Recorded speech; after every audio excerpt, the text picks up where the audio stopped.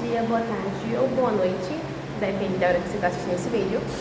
E hoje a gente vai falar, de geografia, indicadores sociais. Então a gente já vem vendo um pouquinho sobre os indicadores sociais nas nossas aulas, mas hoje vamos começar pela questão da educação. Então, a educação no Brasil, ela foi evoluindo com o passar do tempo para que mais pessoas conseguissem ter acesso à educação. Então, a gente vai ter a educação, que ela, queira que não, ela faz parte de um mercado, Ela se tornou um produto na qual vamos ter uma educação que ela é a particular, como um produto, e vamos ter uma educação pública. Só que tem muitos viés a ser debatidos aí, porque a educação pública a gente consegue notar, não é todas as escolas públicas, mas elas passam por uma defasagem. Então, é difícil a gente estudar no calor. Tipo, tá ali no calor, morrendo, todo mundo passando mal com calor. Onde é que um aluno consegue compreender o assunto, se concentrar na hora que, tá um calor da bexiga? Então, uma estrutura que seja um pouco ruim, na escola pública, a questão da desmotivação profissional, muitos fatores são debatidos aí, então há uma grande diferença. E aí, querer que não, o professor de uma escola pública, por muitas vezes ele tenta seguir e manter o mesmo patamar, do seu ensino, mas acaba sendo um pouco mais de desinteresse. Então, por exemplo, o aluno que está na escola pública, ele está, uma boa parte deles, não todos, mas tem uma certa quantidade de alunos da escola pública que não estão nem aí para estudar. Estão porque os pais obrigam ou porque precisa receber algum tipo de auxílio e o aluno precisa, a criança precisa estar estudando. Então aí, ele está por estar. E por causa disso já vem um desinteresse.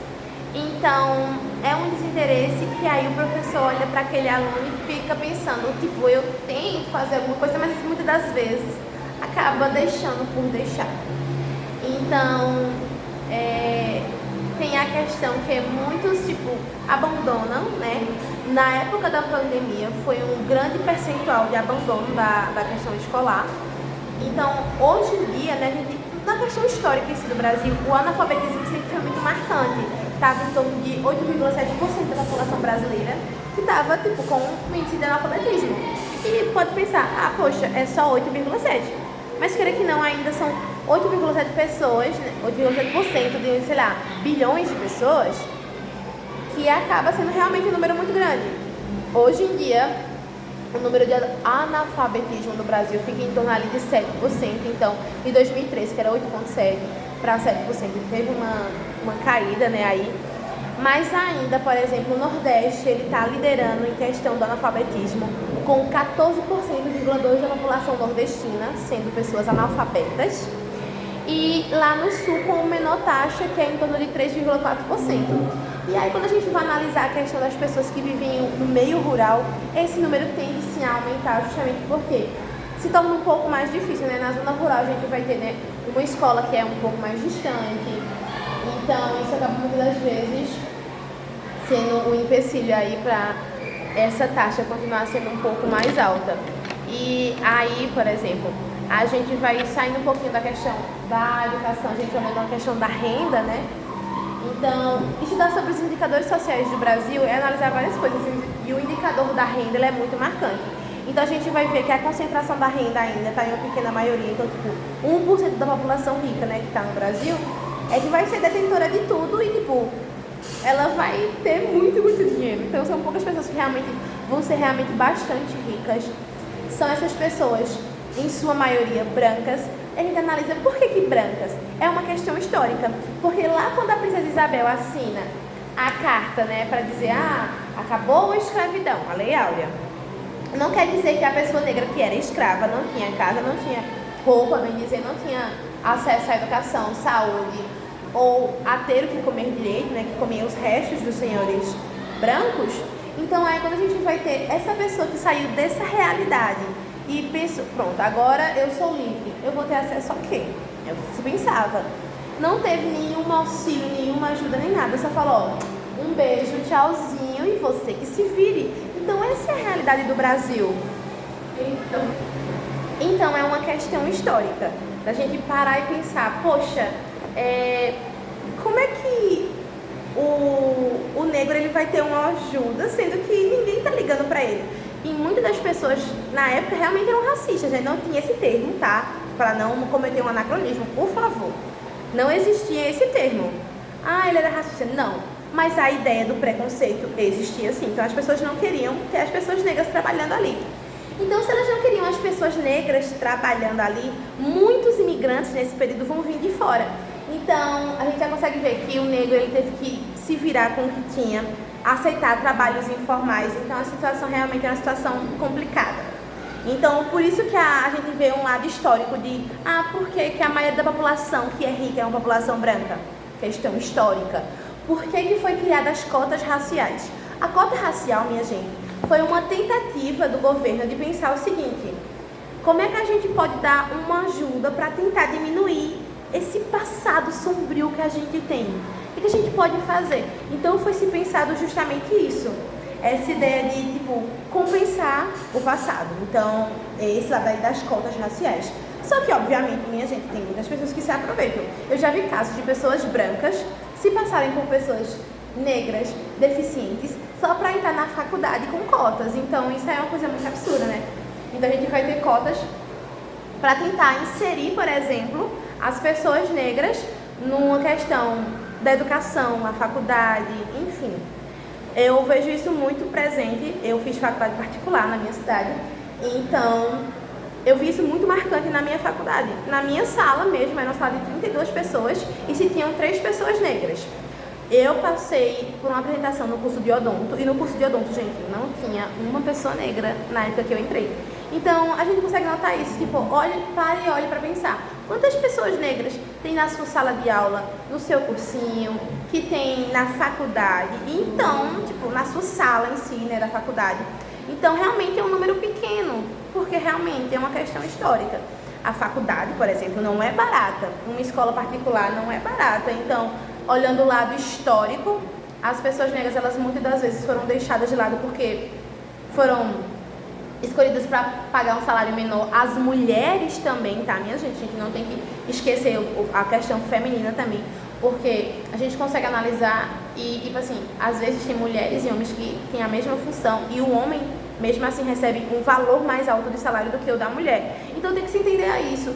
Muitas empresas, né, ainda têm uma ideia um pouco machista de pensar: por que eu não vou contratar a mulher? Porque a mulher engravida, a mulher realmente se cuida mais, vai mais ao médico, ela vai levar o filho ao médico. Então, por muitas razões, tem empresas que preferem não contratar mulheres. E é uma questão biológica da mulher querer, a maioria, engravidar. E olha isso como se fosse um problema, entendeu? Bizarro uma coisa dessa. Mas ainda assim tem coisas que acontecem, né? A desigualdade de salário, a desigualdade racial, desigualdade social. Então isso aí é muito marcante ainda, a questão da distribuição da renda. Ela, obviamente, ela tá ali sempre com uma pequena maioria, né? Minoria. São poucas pessoas que realmente podem dizer assim que são detentores de um grande percentual da renda, que controla tudo, que tem dinheiro, que tem poder, que tem influência. E a gente não pode olhar só isso e pensar, é uma questão histórica do preconceito, mas também a questão de por exemplo, uma falta, então, de um governo em si, que seja um governo efetivo. Eu não estou falando de uma questão agora do governo atual. É uma questão histórica também, porque, pessoal, entendam que desde que o Brasil virou república, né, em 89, desde esse momento, 1889, o Brasil passa por muitos problemas. A democracia, quando ela foi efetiva na época, ela não foi 100% boa. E aí começou uma política no qual só 2 regiões tinham presidentes, né? Era sempre ou Minas Gerais ou São Paulo. Então isso cada vez mais só favorecia uma pequena região, uma pequena minoria. A gente consegue ver que é sempre uma questão histórica. Então é corrupção aí, é tanto desvio de verba, que a gente não pode olhar e dizer, o problema está agora. O problema é muito mais atrás, tá? E aí a gente vai ver que a nossa concentração, a maioria da população brasileira é composta de pessoas negras, pardas, uma mistura ali, né, que são os mestiços. E aí, realmente, a população branca, que é uma minoria, porque fomos formados por indígenas, africanos e europeus.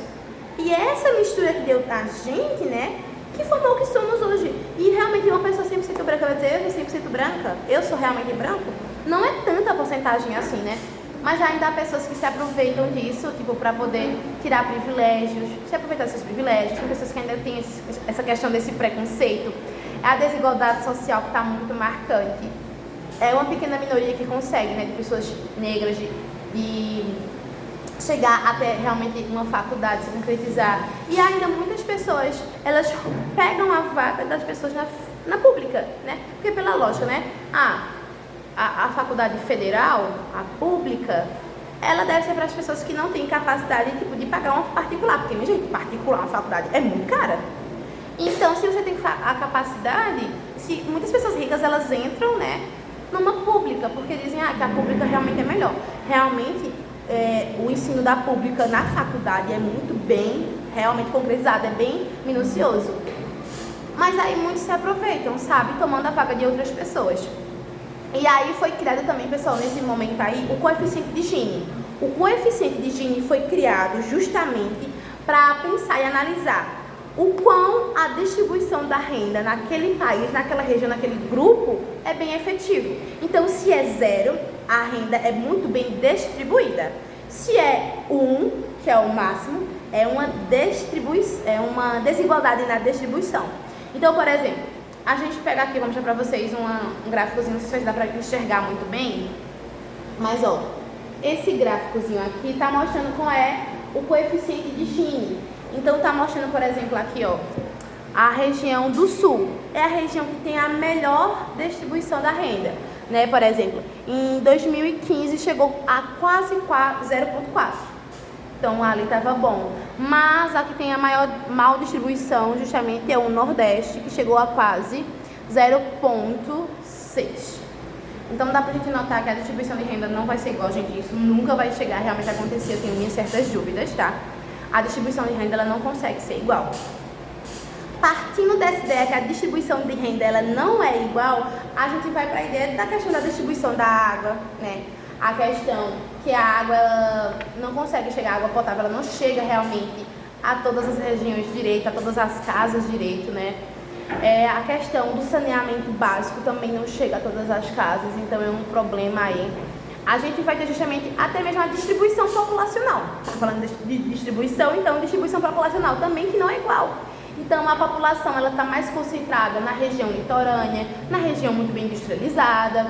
E aí, por exemplo, a região mais populosa hoje em dia é a região sudeste, porque vieram muitos imigrantes. Lá foi a concentração onde ficou o grande investimento em indústrias, lá tem hospitais muito bem desenvolvidos, centros educacionais muito de referência. Então tá tudo ali naquela região sudeste ali.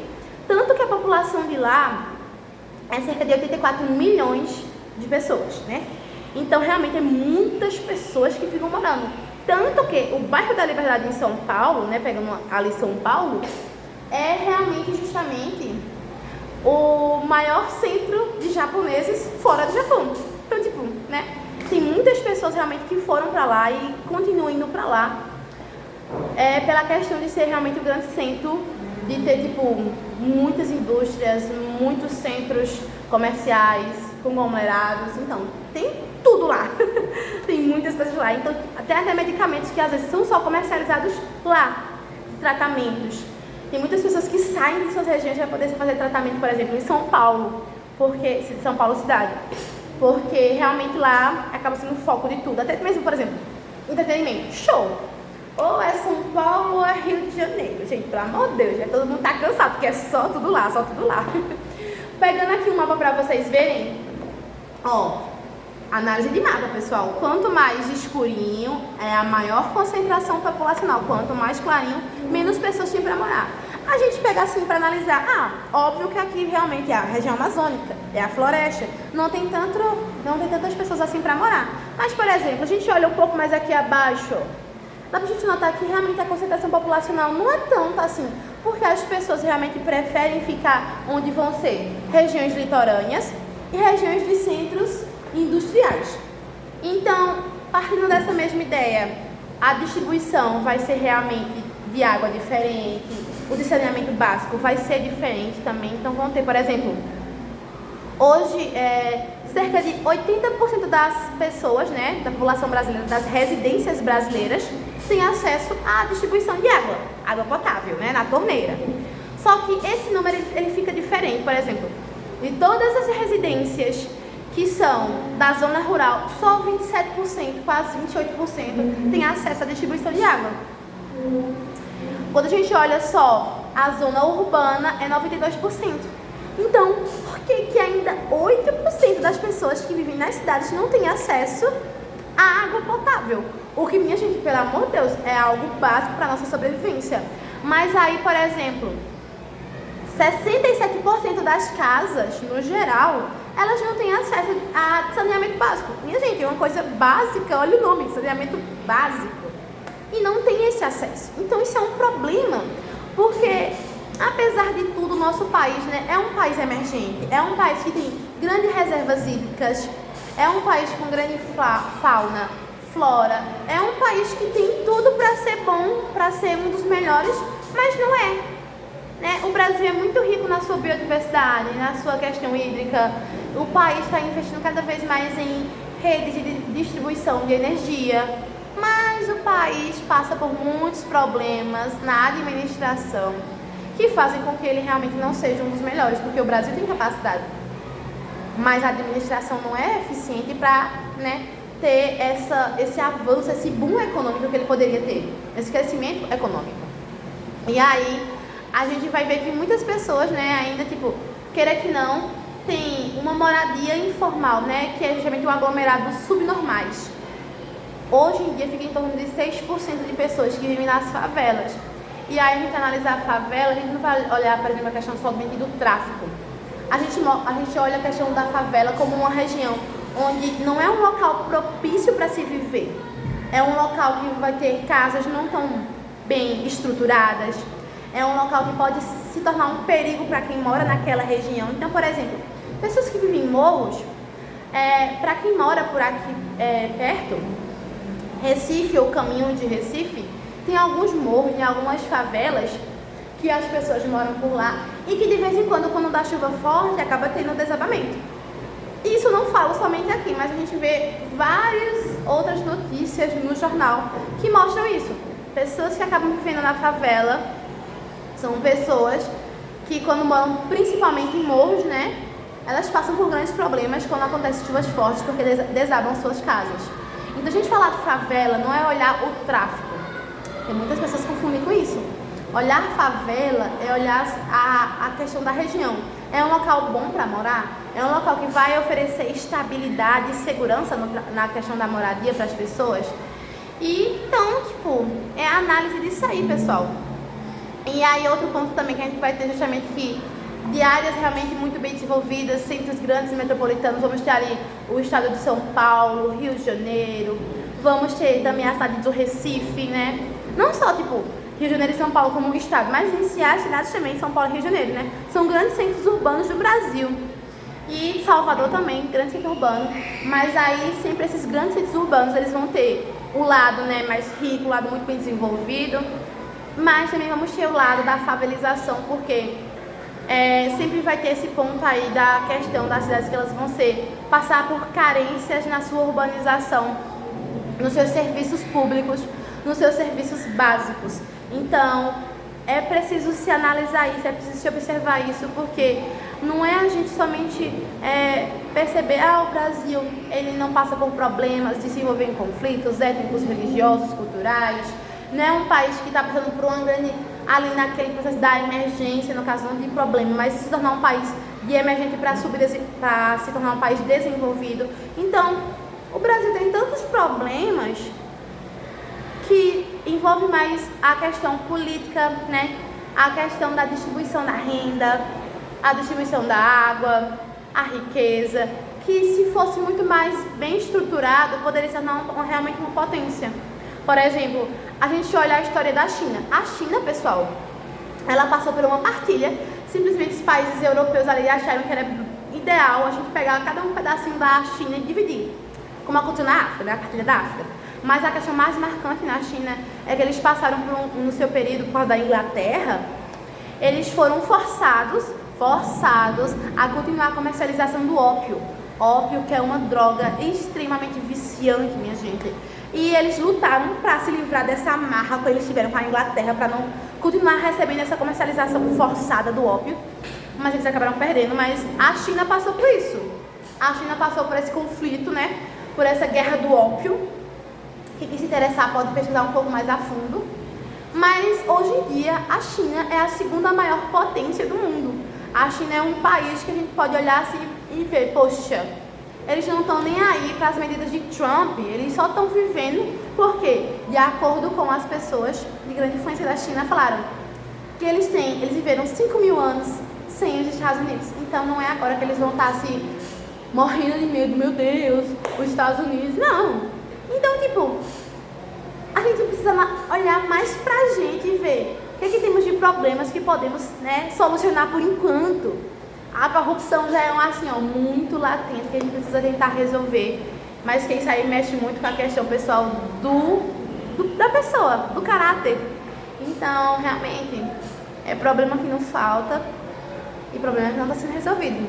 Mas é isso que a gente tem para poder destacar um pouquinho sobre os problemas dos indicadores sociais brasileiros. Isso, pessoal.